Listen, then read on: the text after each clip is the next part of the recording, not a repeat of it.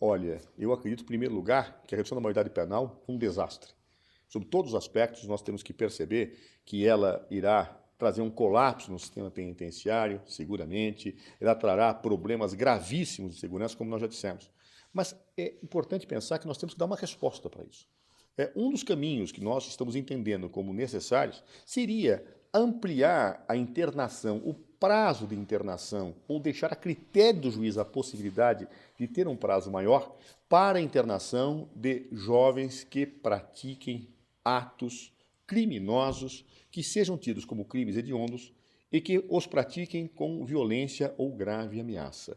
Ou seja, no caso de jovens que praticam esse tipo de crimes, que são hediondos, e o fazem com violência e grave ameaça, aí, efetivamente, um juiz poderia dar maior tempo de internação. Hoje o prazo máximo é 3 anos. Nós estamos defendendo que seja 8 anos. Com base nisso, e cuidando para que estes jovens não que convivam com jovens que não praticaram esse tipo de delitos, mas convivam entre si, através de programas educacionais apropriados que visem a sua reinserção, eu acredito que nós poderemos ter uma resposta muito melhor, mais eficiente, não polêmica do ponto de vista jurídico, não nociva à sociedade do ponto de vista da segurança pública. Então, acho um caminho melhor que se siga, uma resposta à sensação de impunidade que hoje se tem, porque se nós dermos a resposta da redução da maioridade penal, ela seguramente será uma resposta nociva aos interesses de todos os brasileiros e brasileiras. São inúmeras as consequências ruins que uma PEC como essa pode trazer. A primeira delas é o aumento da criminalidade, sentido inverso do que se pretende com a sua aprovação.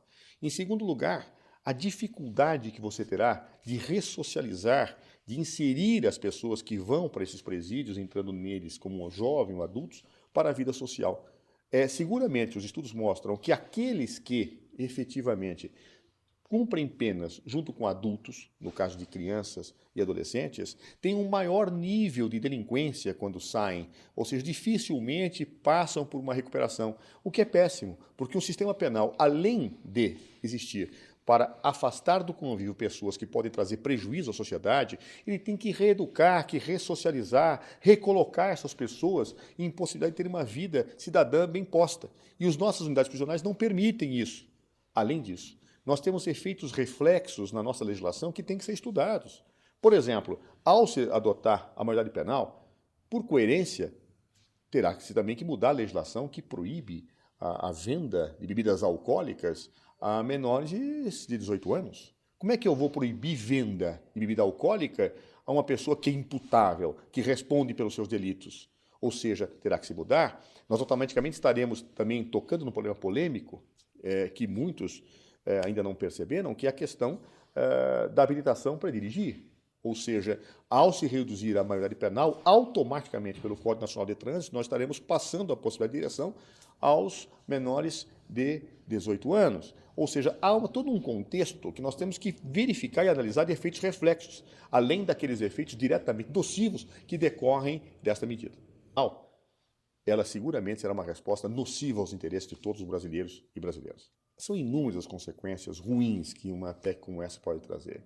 A primeira delas é o aumento da criminalidade, sentido inverso do que se pretende com a sua aprovação. Em segundo lugar, a dificuldade que você terá de ressocializar, de inserir as pessoas que vão para esses presídios, entrando neles como jovens ou adultos, para a vida social. Seguramente, os estudos mostram que aqueles que, efetivamente, cumprem... Olha, eu acredito, em primeiro lugar, que a redução da maioridade penal é um desastre. Sob todos os aspectos, nós temos que perceber que ela irá trazer um colapso no sistema penitenciário, seguramente, ela trará problemas gravíssimos de segurança, como nós já dissemos. Mas é importante pensar que nós temos que dar uma resposta para isso. Um dos caminhos que nós estamos entendendo como necessários seria ampliar a internação, o prazo de internação, ou deixar a critério do juiz a possibilidade de ter um prazo maior para penas junto com adultos, no caso de crianças e adolescentes, têm um maior nível de delinquência quando saem, ou seja, dificilmente passam por uma recuperação, o que é péssimo, porque o sistema penal, além de existir para afastar do convívio pessoas que podem trazer prejuízo à sociedade, ele tem que reeducar, que ressocializar, recolocar essas pessoas em possibilidade de ter uma vida cidadã bem posta. E as nossas unidades prisionais não permitem isso. Além disso, nós temos efeitos para a internação de jovens que pratiquem atos criminosos que sejam tidos como crimes hediondos e que os pratiquem com violência ou grave ameaça.